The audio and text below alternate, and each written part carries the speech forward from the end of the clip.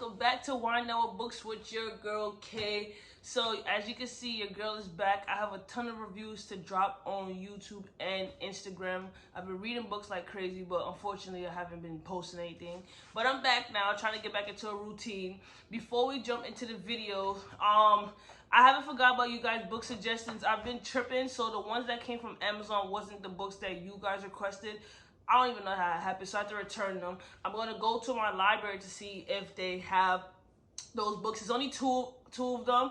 Then there's 3 books that was suggested. So Living with Kyla suggested Money Devil. For some reason, I couldn't find them. And Ashley Jacquees' books, they are what's the word I'm looking for? Common, so I couldn't find that one. So I think my library has it, so I'm gonna go there. The Real J Real suggested Tracy Jones. I couldn't find that online or at my library, so I have no idea. If you could find that book for me and let me know where to get it, I will get it. And then Chloe Luna suggested Mogul by Terrence Dean. Couldn't find that one.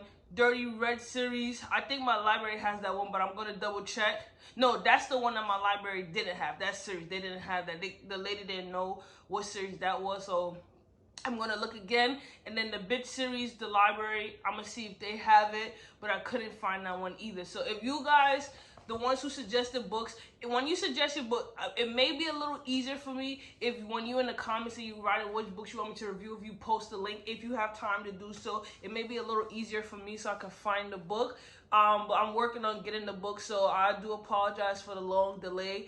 But the other 2 books, I've read one, which is on my table right now, and then I haven't read the other one. But we're gonna get back into a routine. But anyways, let's jump into the review. I'm gonna post the book right here. It's called RazorBlade Tears. So I gave the book 5 stars.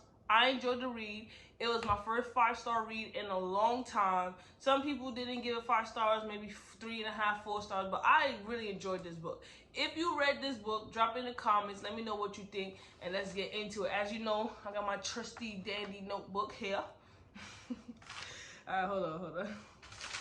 Ooh, all right. So the 2 main characters, we're introduced to Ike and Buddy Lee. So Ike and Buddy Lee have 2 sons. Buddy Lee is white, Ike is black, right? So Isaiah is Ike's son and Derek is Buddy Lee's son, right? Isaiah and Derek, they were married, they're an interracial couple, and they have had a little girl, right? And one day, both of the boys were found dead in front of a like a store with their heads blown off, right? And this tragic event just started more tragic events, right? So Ike and Buddy Lee, when it comes to terms of relationship with their son, they are one and the same. Like, they never accepted their sons for being gay. They didn't talk to their sons like that. They barely had a relationship because of their internal feelings towards their son's sexuality. And it's sad that once they passed, you know, they never got to spoke the words that they needed to speak deep down. But I will say this, both fathers love their sons, but because they didn't agree with their lifestyle of sexuality, they let their pride, their opinions, their feelings get in the way of having a relationship with their sons. And I thought, like, you know, it's common, to be honest with you, it's common, but it's BS. And it sucks. You see that the fathers go through a range of emotions in the books towards how they treated their sons. And at the end of the day, they should have. What they did, they wasn't fathers. Like, they should have felt the way that they felt and felt the regret and remorse of not doing more to be in their son's life and put their pride aside to understand who their sons are. They had to understand that their sexuality was not who their sons are, right? But anyways, let's jump into the book. So Ike and Buddy Lee find out that their sons have passed. We're at the funeral, and you know, Buddy Lee approaches Ike and tells Ike, like, you know, I'm Buddy Lee. Ike is like, I know who you are. You know, Ike doesn't really like white people. I should mention that Ike did a stint in prison. he was, I don't want to say Ike was not a bad person, but he came out of jail. You know, he trying to break the stereotype. He has his own business, his own what's the lawn care business. He's thriving. He bought a house. He's doing good for himself. You know, he's making a name for himself, and he still has, you know, the trauma of his past, right? But for the most part, Ike is doing what he needs to be done. Buddy Lee is just what people will call such a derogatory term. But anyways, you know how like the white trash, that's what they would call Buddy Lee, right? But Buddy Lee used to run with like the motorcycles. He used to do a life of crime. Like Buddy Lee is the type of white guy, like he doesn't think that he's racist or have racist tendencies, but he is. He's a little funny. I will give him that. Like I can't deny that he is a little funny. But for the most part, he means well. It's just that he's been through a lot in his life too. So he goes through life handling things with sarcasm. All right. Yeah, I know I got my wine. So we're gonna fast forward a little bit. I always say I don't want to make the video long, but so Buddy Lee approaches Ike at their place of business, right? At his place of business, at Ike's place of business, basically say, yo, I don't like what they did to our boys. We can't let that go. The detectives are not really doing much of an investigation. We need to handle this ourselves. I know who you are. Ike had a tattoo on his hand from a gang. And Buddy Lee was like, I seen that tattoo and I know who you ride with. And we basically need to handle this. So Ike is trying to like, his main goal in life is not to go back to jail. He has a family. He's changed his life. He has a business. He doesn't want to go back to jail. So he tells Buddy Lee basically get out my business. Get out my place of business. Let the cops handle it. Right. So Buddy Lee was like, yeah, okay, you know, trying to be like, oh, you just big tough guy. All of a sudden that your son get killed. Now you want the cops to handle it. You're okay, right? So that's that. Buddy Lee is pissed off. Buddy Lee wants vengeance, right? So Ike is also suppressing his anger for years. He's a changed man, like I said. So Ike has another side of him that he's been trying to hide, and that side is like once you let that other Ike out, you can't really put him back, and he's trying to suppress that bad, right? So Ike had received a call from the cemetery basically saying that someone degraded the boys' headstones because Derek and Isaiah is buried right next to each other, right? So somebody degraded the headstones. So like they took a sledgehammer and broke the headstones in pieces and wrote gay, all these derogatory and racist stereotypes on their headstones. So now Ike is pissed off. So then Ike is like, oh, not only did they blow my son head off and his husband head off, but they have the nerve to destroy the headstone and all that. So now he's like, now I'm about to put in that work, right? So he calls Buddy Lee up. Buddy Lee, he's like, yo, Buddy Lee, we about to find this. We about to find these boys. Once we start, we're going to finish this, right? So Buddy Lee, like, yeah, I'm in, right? So Maya is Ike's wife, right? So since Isaiah passed, Maya and Ike has been like butting heads, and now they're raising Isaiah and Derek's young daughter, right? She's what, 3 or 4. And Maya looks at Ike like, you didn't love our son, you pushed him away because of his sexuality, and because the case is now inactive, you're not doing nothing about it. So Maya looks at Ike not with disgust, but with disdain. And Ike sees it and it's like putting a strain on the relationship, because Maya, she hasn't directly said that she wants Ike to do something about it, but she basically been dropping hints like, yo, you need to do something about this. Find the killers, right? So she's also fine with Ike about the way he treated Isaiah. So it got to a point like at a barbecue. This is when Isaiah had graduated, because Isaiah worked in a newspaper. I forgot. Derek worked in like a little bakery, right? And Isaiah graduated, whatever, and Isaiah tried to introduce Ike to his partner, and he basically came out to Ike, and then Ike just dropped the whole grill and all that and went off on Isaiah, and it was just not a good scene. Like, he wasn't a father, he was a monster. Like, nobody should ever have to deal with how belittlement from your parents because they don't agree with how you live your life, right? So all that's coming back to Ike and Buddy Lee, right? So when I was reading the book, I'm like, you know, yes, they love their sons, but the path that they went down for vengeance is more so to relieve them of the guilt that they felt because they didn't get a chance to apologize and ask their sons for forgiveness. So yes, they loved their sons and wanted to seek vengeance for them, but it was more so driven from their own guilt. That's how I felt. If you read it and you disagree, let me know, right? So they before they begin on this path, I asked Buddy Lee, like, yo, once we in, are you gonna ride for me, you gonna hold it down? Buddy Lee was like, that's the only thing that I know how to do. Like, you feel me? Like, we on it. So they were like, all right. So I really can't stand Buddy Lee. Like, his Buddy Lee comments is just like he be doing too much. So he barely like smiles and shit at Buddy Lee. He just want to get this mission over with and go back to his regular life, right? So boom. So the first stop, they go to Isaiah's job, which is a newspaper. And while they're at the job, they talk to, I forgot the girl, and the girl's basically like, you know, I know who to Ike. I know that you are Isaiah's father, and you gotta understand, like, he did a lot of good here. He told me about you. He told me about you, and yeah, you refused to basically understand his lifestyle, and you hurt him. And you know, when she was speaking that truth to Ike felt it, but you know, he already know what type of time he was on, and it was just like, he was like, damn, like, I really didn't give Isaiah and Derek a chance, right? So he got to sit in that truth. So she really put it on him. But anyways, once they speak to her, they got an address to, it's called Blue, it's a group, it's a place called Blue and Arcturus, something like that, right? It's a group of people who has sent a threat to Isaiah in the past few weeks, right?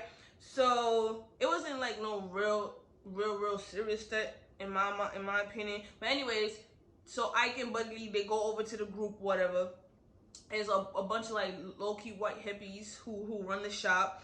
Ike asking questions. One of the main dude white boys, he want to get all buck what Ike and Buddy Lee. So Ike had to grab him up and break his hands, like, yo, like, did you kill my son? Did you kill my son and his husband? They're like, oh no, we didn't do it. We just sent the threat to them. So I'm like he was, because the boy that got his hands broke, he deserved it. Like, he was talking crazy at the about, he deserved it. So anyways, once Ike had went that far with the dude, you know, his other side started emerging, and they low key kind of felt good. But then he's like damn, we hit a dead end. After that, he threatened them, like, if you go to the police or whatever, whoop-de-woo, I'm gonna come back here, right? So that was that. So that first lead that they got for the group that sent Isaiah the threat for the newspaper, it hit a dead end, right? They decided to go to Derek's job. So Buddy Lee, which is a bakery, Buddy Lee talks to the dude behind the counter, right? The dude behind the counter name is Brandon. So they use a couple scare tactics. They both could see that Brandon was lying. Like, when he had a niche, like they call it a niche, like when you lie, he kept touching his ear and stuff like that. So they're like, you know something, Brandon, you know something. So Brandon steady telling them, no, get out, I don't know anything, or whatever. So then after Buddy Lee starts trashing the store, throwing all the cakes down, Brandon basically tells Buddy Lee and Ike that, you know, that Derek met a girl at a party that they catered, right? The girl was messing with some big time shot caller dude, right? The dude now basically is married. So because the dude is married, she was talking to Derek at the party, right? And Derek was like, oh, nah, once he found out, like, who the dude the girl was messing with was talking to, Derek got pissed off and wanted to expose the dude. So now we like, what? So they like, what happened? So then Derek then went to Isaiah to tell Isaiah what was going on, because again, Isaiah worked at the news piece, and then Isaiah decides that he is going to write a piece on the story, right? So then after that, once they put 2 and 2 together, both men were killed, right? So to recap what I just said, Derek worked a party. At the party, he met a girl. The girl was crying and upset. She confided in Derek that she was messing with this big profile dude. Once Derek found out who the big profile dude is, he decided, like, oh no, this dude is married, we're going to expose him. He enlisted the help of Isaiah. Isaiah agreed to write the piece, and then both dudes were dead after that, right? So then, come to find out, the missing girl, her name is Tangerine. So I'm like, okay, Tangerine, that's her name, right? So then they also found out that the dude who owns the music studio, that's where they was doing a little catering at, sorry, they find out that the dude who party was owns a music studio. I'm sorry, guys. I got a cold. Anyway, right?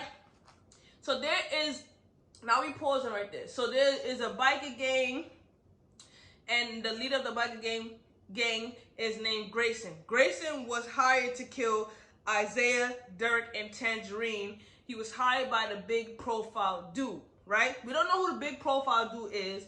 I'm thinking the big profile dude is a music artist or a music producer. That's when you read the book, that's what you're really thinking about. I'm like, damn, like, he went that far to kill a girl because he was ready to go caught cheating. I'm like, just give us some money, right?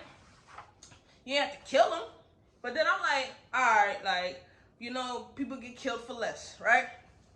So anyways, now Ike and Buddy Lee's like, what the hell? So now they get some information. They own a scavenger hut. So now they enlist in a mission to find Tangerine, the missing girl. Ever since Derek and Isaiah was killed, Tangerine went missing, right? So now let's get it.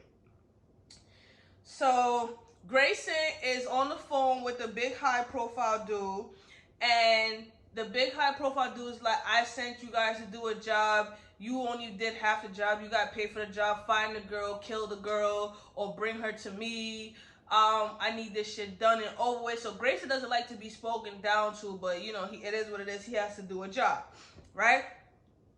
While Buddy Lee and Ike is in the car, this is one part of the book that, not really, it was throughout the book.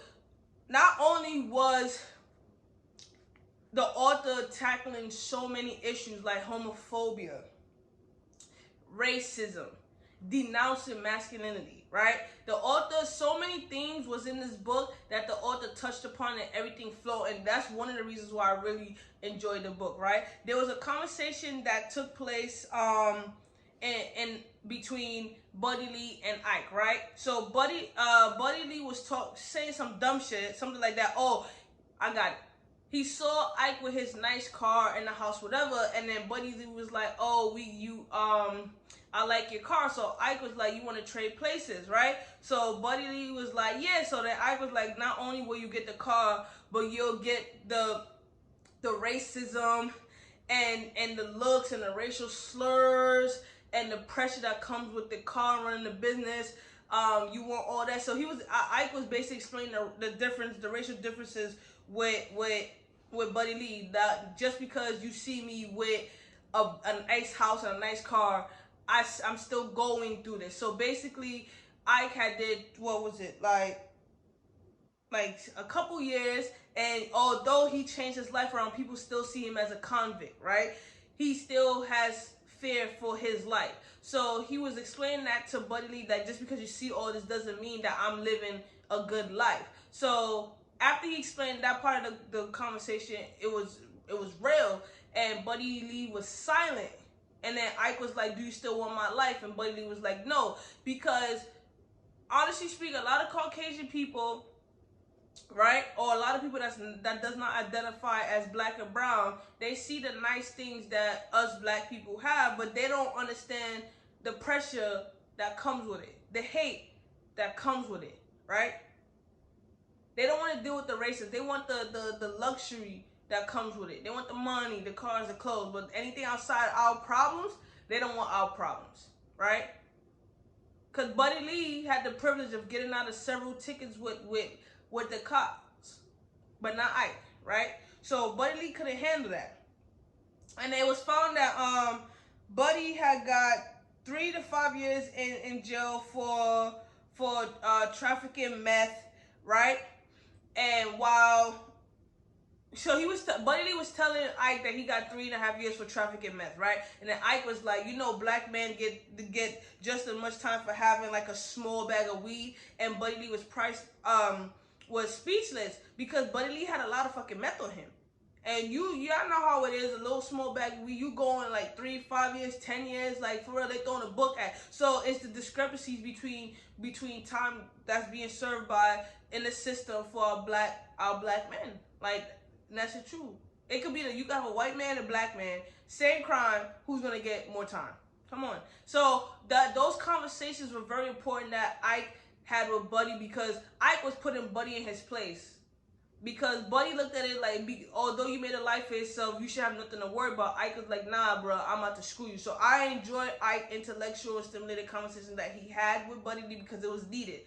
Because Buddy Lee was like, he didn't recognize his microaggressions, and a lot of non-black people don't understand, like, the shit that you say, those are microaggressions. Like, watch what you say.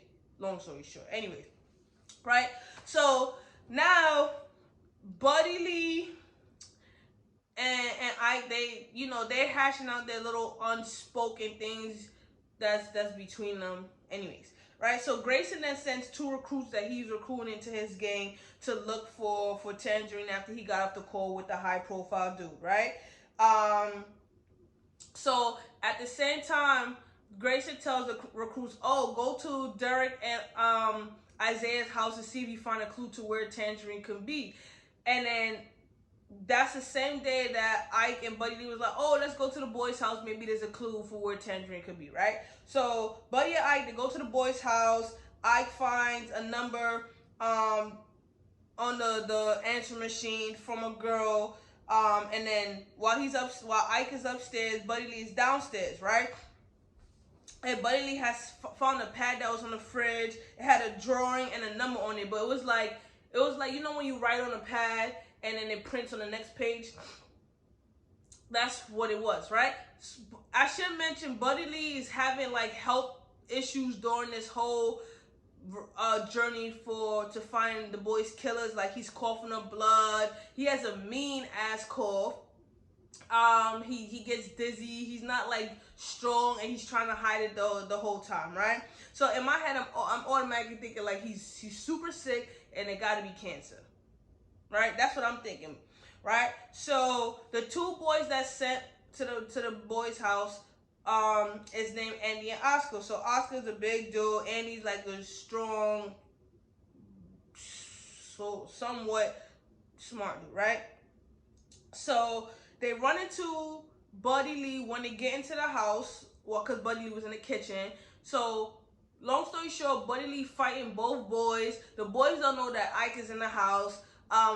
The Oscar and Andy get the best of Buddy Lee, like, damn, right? So then I'm like, damn, they gonna kill my mans. So that Ike has snuck downstairs. He made a noise. He got Oscar to go to the back of the house where the bathroom was, picked up the little toilet bowl cover and hit Oscar over the head with it. Then he came out, Ike came out, they whooped Andy's ass, and then they took Andy, right? So they took Andy, kidnapped his ass, and brought Andy back to Ike's place of business, right?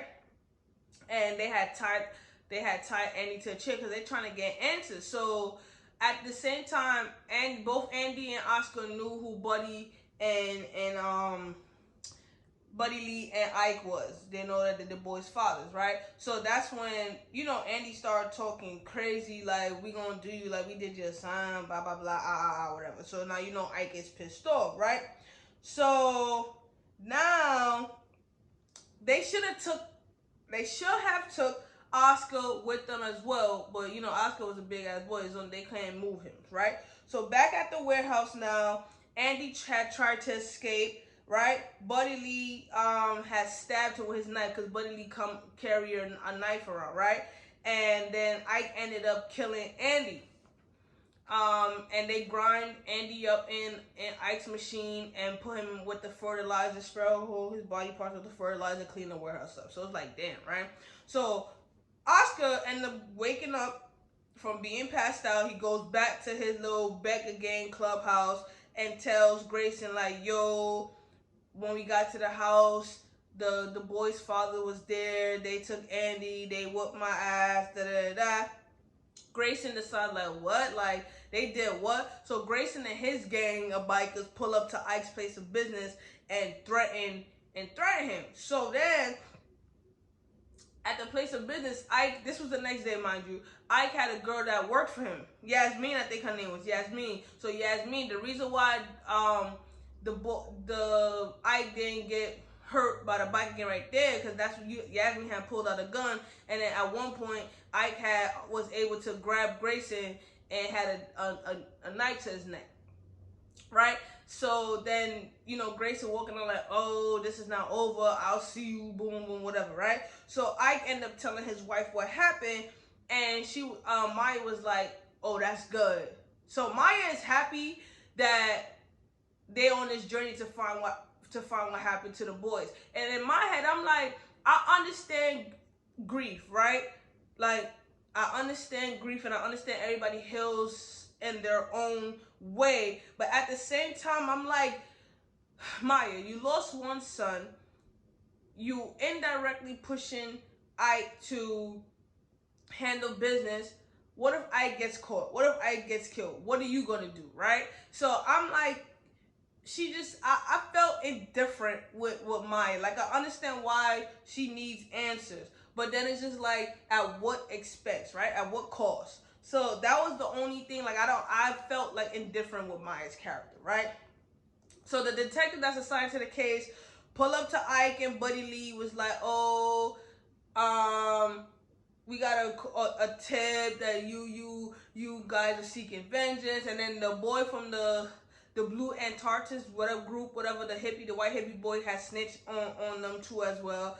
And then, you know, the detectives didn't have any evidence, so they couldn't do nothing. So they was basically warning Buddy Lee and Ike, like, stop what you're doing. They was just like, okay, we ain't do nothing, right?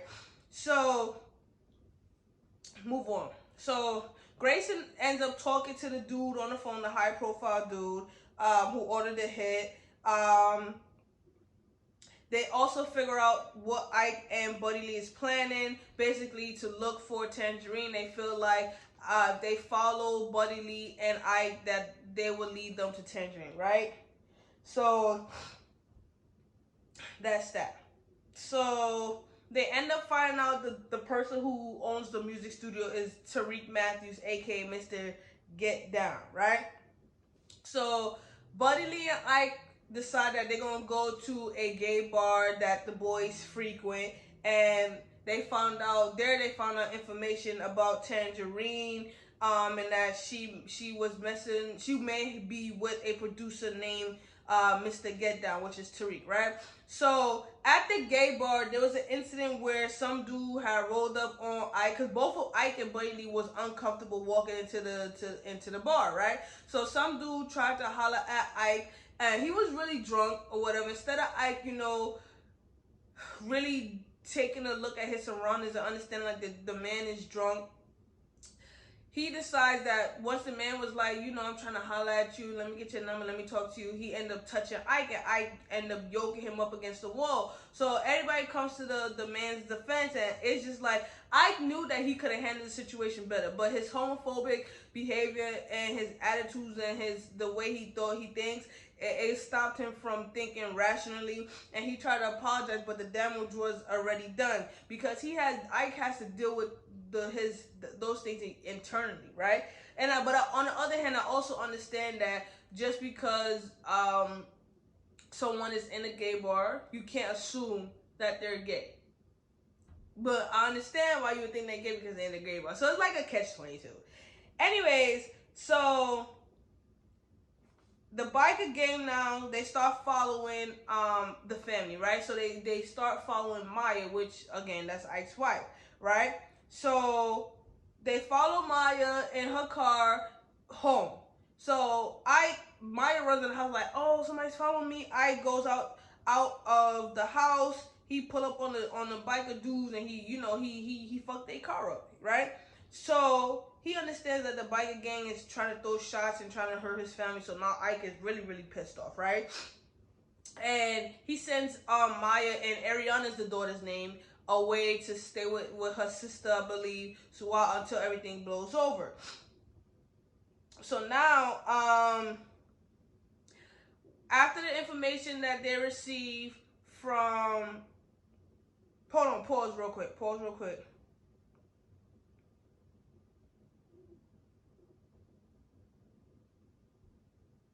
All right, my bad. So after they get the information from when they went to the gay bar, they pull up to Mr. Get Down's house, whatever, right? Buddy Lee and Ike whip Mr. Get Down security guard's ass or whatever, whoop-de-whoop, fast forward. But he was like, oh, get off my place, my property, whatever, da-da-da-da, I'm not telling you nothing. But they could sense that he knew exactly where Tangerine was, but he refused to tell, her location. I respect that he's loyal, whatever, right? So then they like, damn, like, what are we gonna do? So Ike ended up going back to his old crew because he found out, like, Mr. Get Down Tariq was already knew, like, how to... All right. He found out that Tariq had, involvement with his old crew, right? So when Ike went back to the old boss or whatever, to his crew, whatever, he wanted to get at Tariq. The only way that he could get at Tariq is if he asked permission from the old boss, right? So Slice, a.k.a. Lance, whatever his name, Lance, right, owed him a favor. So long story short, the reason why Ike went to jail, right? Ike used to run with Slice's brother, right? So Ike ended up beating a rival gang member named Romello to death. Romello killed Slice's brother. And when Ike beat Romello to death, Ike went to jail for it. He didn't snitch or he held it down, whatever, right? Because at the time, their gangs were in a war together, and Slice didn't look like he wasn't gonna do anything about his brother's death. So Ike took it upon himself to show, like, I'm about this, like, I'm finna find the killers, what he did, and he took one for the team. And the reason why Slice is where he's able to be at now with the power and the success is because I took out the rival gang member Romello. But nobody looks at it like that. So when I goes to Slice acting all big dog and stuff like that, I just like, I put in work. You here because of me. Long story short, I need a favor. I need you to link me with Tariq. I need some information on the girl, da-da-da-da, right? So Slice was like, all right, but after this, we even. So Slice set up the meet with Tariq, and at the meet, it was at a barbershop or whatever, and that's when I was able to see who Tariq really was. Like, he wasn't no gangster. He's under the protection of Slice. Like, the reason his street credibility comes from Slice, and all that. So it's just like you're not even about that life, right? So Tariq basically says, long story short, this is where Tangi is. I'm protecting her. Tangi don't want no problem. Like, I really care for her, da-da-da-da, right? And Ike was like, all right, thank you, right? So I'm like, all right, like, we getting somewhere. We know where Tangi is, right? So then there was a scene in the book. How many pages I got left? Okay. There was a scene in the book, right, in the barbershop after he found out the information where the you know how men in the barbershop talk, and they was talking about, oh, if my son is gay and I wouldn't accept them, this, that, and the third. So while Ike is listening to it, his Ike situation. So while after Ike gets the information, he approaches the dude and who said, like, if my son was gay, I wouldn't accept it. Ike was like, you shouldn't even be saying that. You should accept your son for who he is, because when your son is dead and gone, that's the one thing that you're gonna be regret, right? So I'm like, because Ike is dealing with grief and his part in Isaiah's life and how he felt towards, his sexuality, he's trying to do right by correcting others. And I'm like, you know, it's a start. You know, it can't bring his son back, but it's a start, right? He's learning. That's all you can do is learn. All right. So, anyways, when Ike leaves, Slice calls someone, right? He calls Grayson. Slice and Grayson do business together.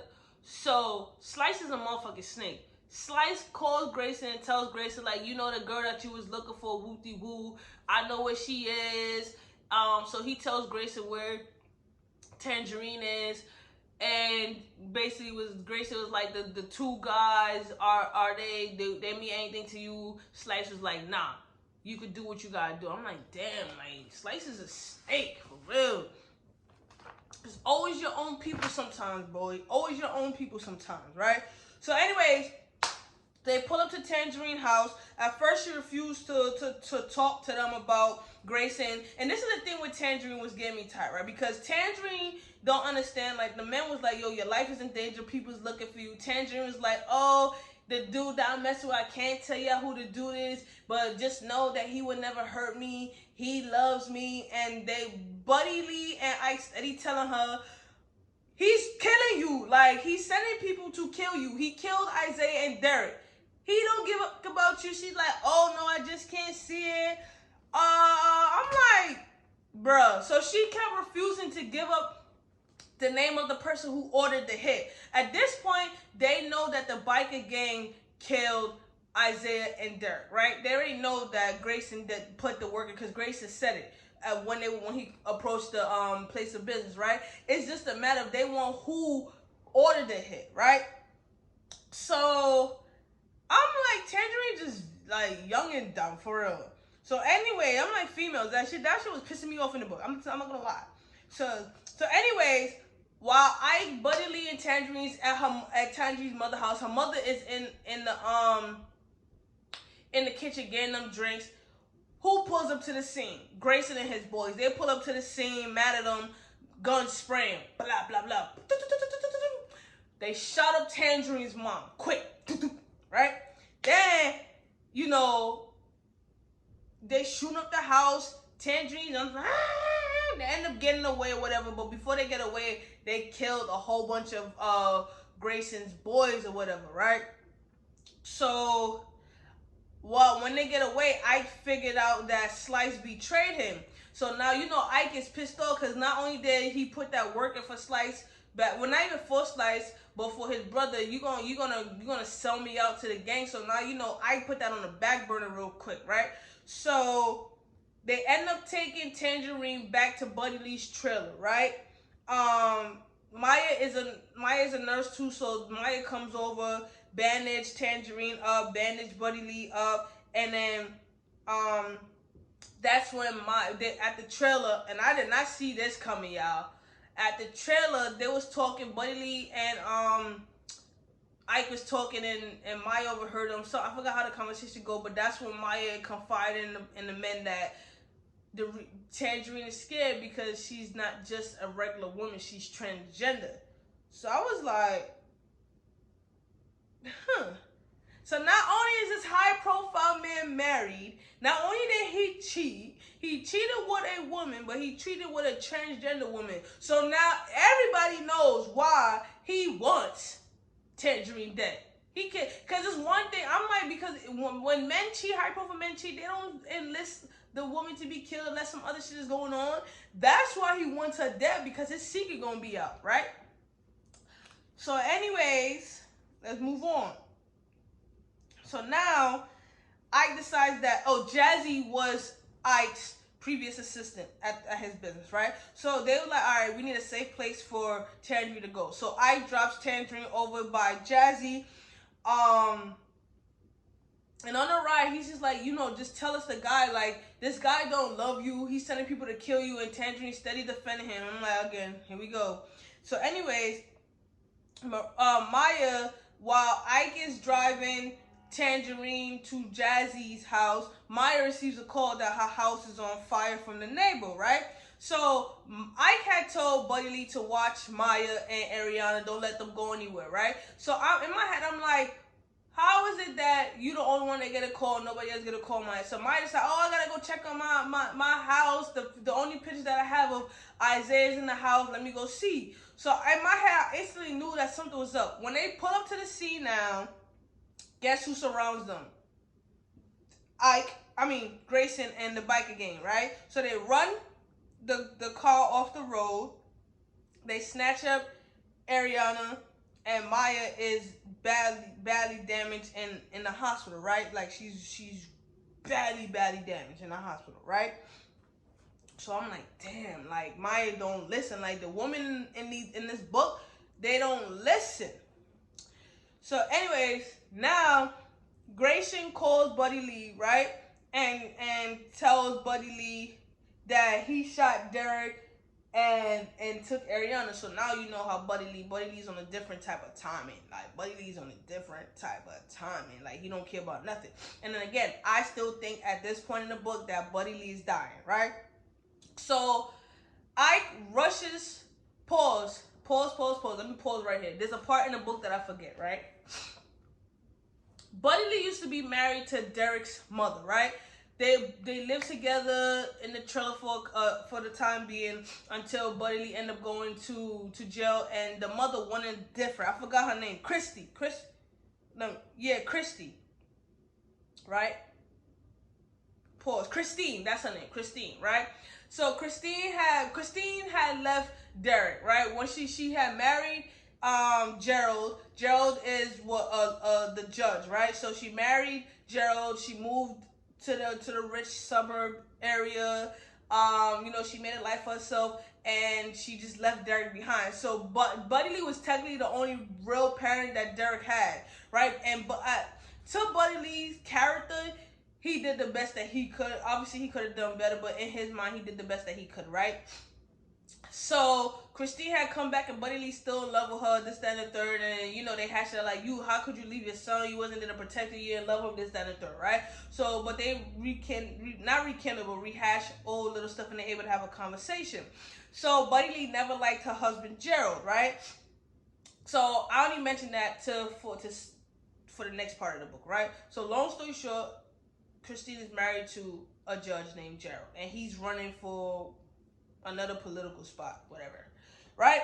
So anyways, Ike finds out what happened to Maya. He rushes to the hospital. Maya's in surgery, and Buddy's in the other room, right? And Buddy blames himself for them getting caught up because he knew that they shouldn't have went to the scene, right? So Ike is pissed off now.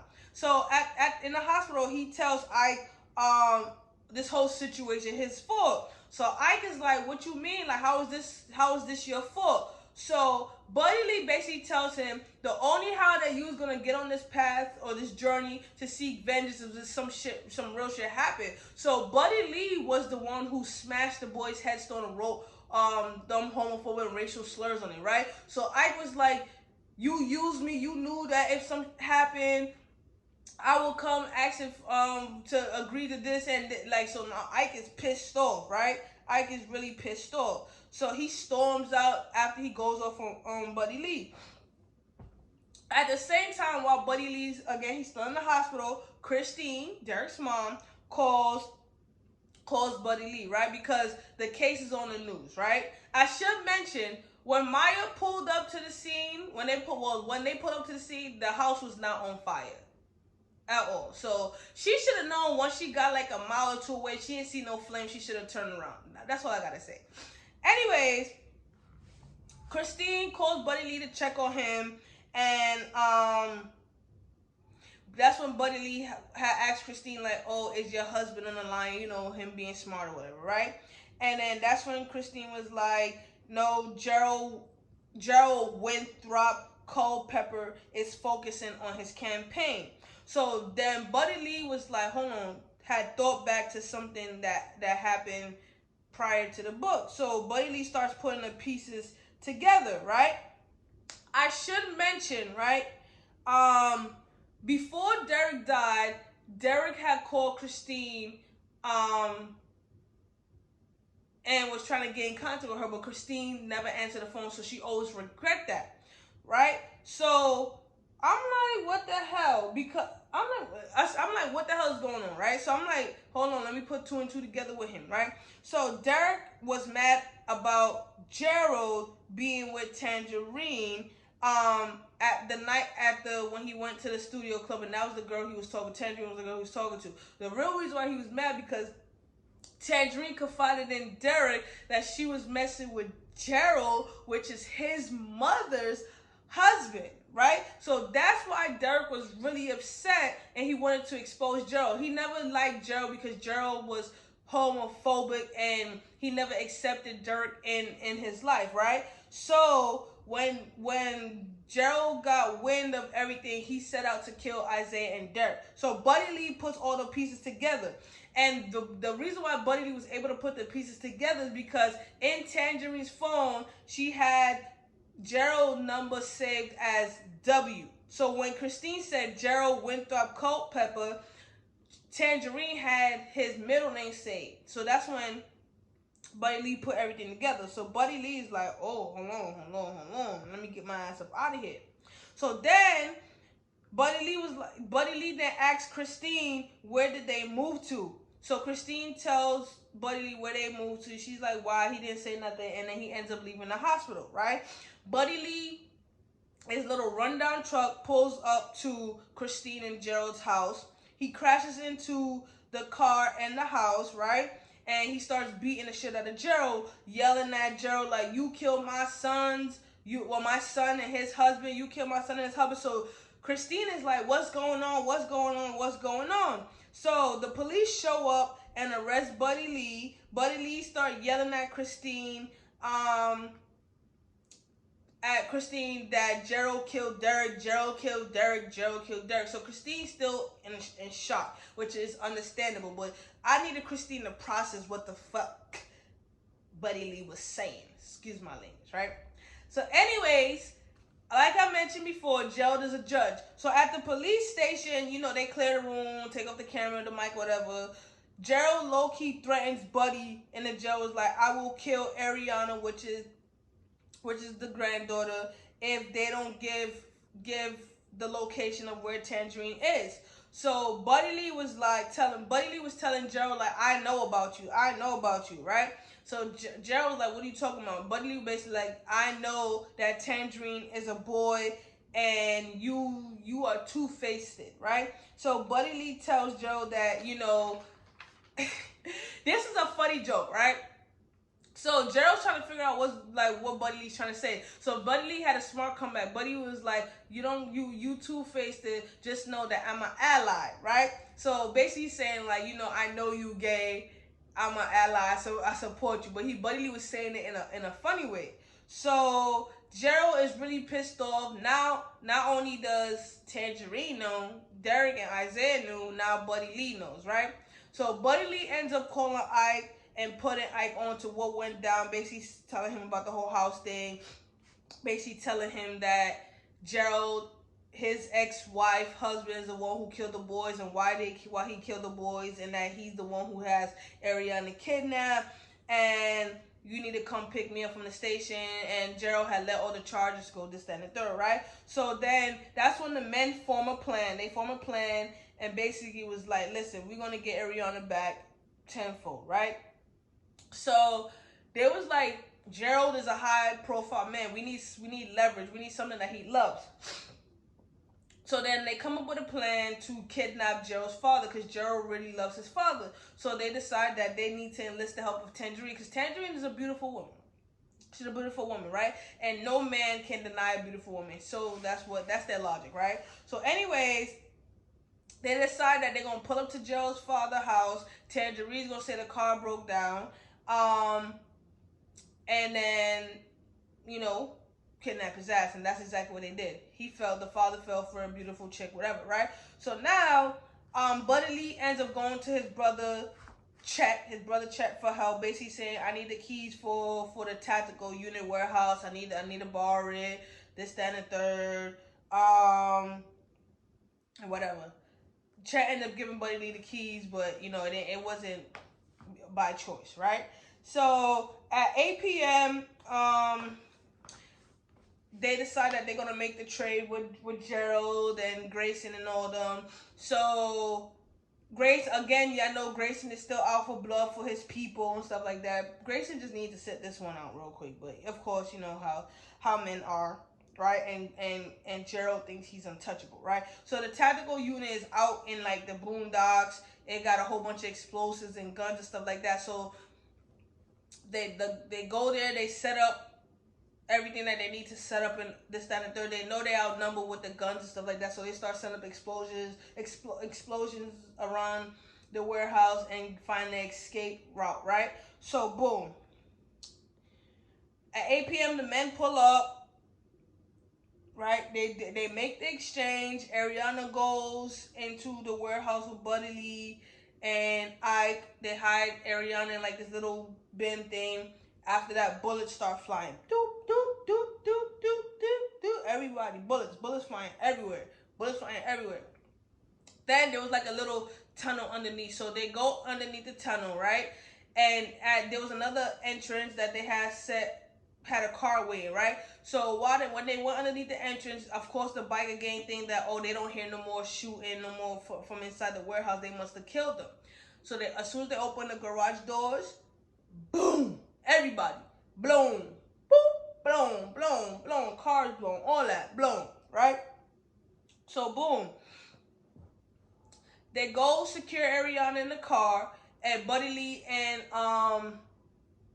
Ike want to make sure that Gerald is dead, because like I said, Gerald had pulled up with the biker gang to make the exchange, right? Obviously, Tangerine wasn't there. So when they pull up back to the scene, they see arms and legs everywhere, right? So then they see Gerald on the floor trying to crawl, get away. So Gerald's over here begging for his life. Don't kill me, don't kill me, don't kill me, please, please, we can make this, da, da, da. The men don't want to hear that. They kill his ass. So now they go back to the car to drive off with the scene, right? So when they get back to the car, Grayson has Ariana and a gun pointed to her head, like that, like this, right? So the whole time, you know, Ike is yelling at Grayson to put the gun down. Grayson's like, oh, give me the keys to the car, I'm getting away, this, that, and the third, right? So while Ike is yelling at Grayson, you know, Grayson is low-key distracted. Buddy charges at Grayson with the knife and cuts him in the neck with the knife, right? But so when Buddy charged at Grayson, he caught him. As Buddy Lee is stabbing Grayson drops Ariana. Ike catches Ariana, but Buddy Lee catches a bullet from Grayson's gun, right? And Buddy Lee got shot and died right there at the scene. So Buddy Lee is dead.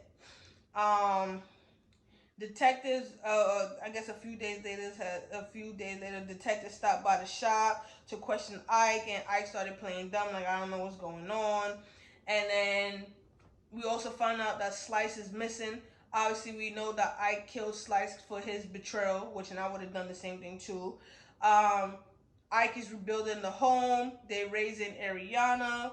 And then, you know, everybody's supporting Ariana. Tangerine is trying to change her life around. She is now working for Ike until she get enough money to move. And that's how the book ends, right? One thing I liked about the book is that it felt like I was watching an action movie. Like, you have to read the book to feel what I was feeling. Like, I love action movies, one of my favorite genres of movies to watch. And the whole book just felt like an action movie, so it was very scenic. And that's why I really love the book, because it was engaging. Like I said, I love how the author denounced masculinity. It was like basically saying, like, you know, it's okay for men to basically cry and be vulnerable, because a lot of that Ike and Buddy Lee was not like that, you know.